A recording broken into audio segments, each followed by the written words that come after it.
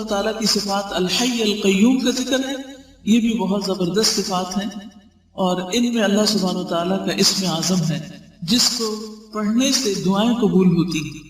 اسی لیے ہم دیکھتے ہیں کہ بدر کے موقع پر جب حالات بہت تنگ تھے تو نبی صلی اللہ علیہ وسلم نے کن اسماء کو پکار کر دعا کی تھی؟ یا حی یا قیوم برحمتک استغیث۔ حضرت انس کہتے ہیں میں نبی صلی اللہ علیہ وسلم کے ساتھ تھا کہ ایک آدمی نے دعا کی اور کہا یا بدیع السماوات یا حی یا قیوم انی اسألک، اے آسمان کو عدم سے وجود میں لانے والے، اے زندہ، اے قائم رہنے والے، میں تجھ سے سوال کرتا ہوں، یعنی میں تجھ سے مانگتا ہوں اپنی ضرورت کی چیز۔ تو آپ نے فرمایا کیا تمہیں معلوم ہے کہ اس نے کس چیز کے ساتھ دعا کی؟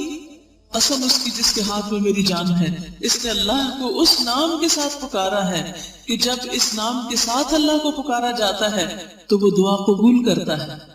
تو آپ چاہتے ہیں کہ آپ کی دعائیں قبول ہوں تو یہ تینوں نام اپنے ریمائنڈرز میں لکھ لیجئے۔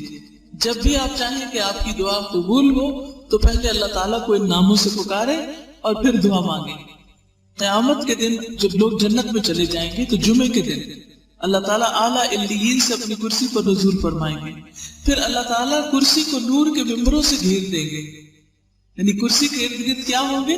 نور کے ممبر، نبی آئیں گے یہاں تک کہ اس پر بیٹھ جائیں گے نور کے ممبروں پر، پھر اللہ تعالیٰ ممبروں کو کرسیوں سے گھیریں گے، صدیق اور شہداء آئیں گے یہاں تک کہ وہ ان پر بیٹھ جائیں گے، پھر اللہ تعالیٰ اپنی کرسی پر چڑھیں گے، اس کے ساتھ شہداء اور صدیق بھی چڑھیں گے۔ یعنی اللہ سبحانہ وتعالیٰ قیامت کے دن اپنے بندوں سے جس طرح ملاقات کریں گے اس کا ذکر یہاں کیا گیا ہے، صحیح الترغیب و ترہیب کی حدیث ہے۔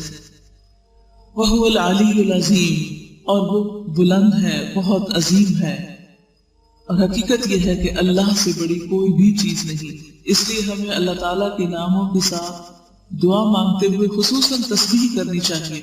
فَسَبِّحْ بِاسْمِ رَبِّكَ الْعَظِيمِ، قسم اس کی جس کے ہاتھ میں میری جان ہے، اس نے اللہ کو اس نام کے ساتھ پکارا ہے کہ جب اس نام کے ساتھ اللہ کو پکارا جاتا ہے تو وہ دعا قبول کرتا ہے۔ تو آپ چاہتے ہیں کہ آپ کی دعائیں قبول ہوں تو یہ تینوں نام اپنے ریمائنڈرز میں لکھ لیجئے۔ جب بھی آپ چاہیں کہ آپ کی دعا قبول ہو تو پہلے اللہ تعالیٰ کو ان ناموں سے پکاریں اور پھر دعا مانگیں۔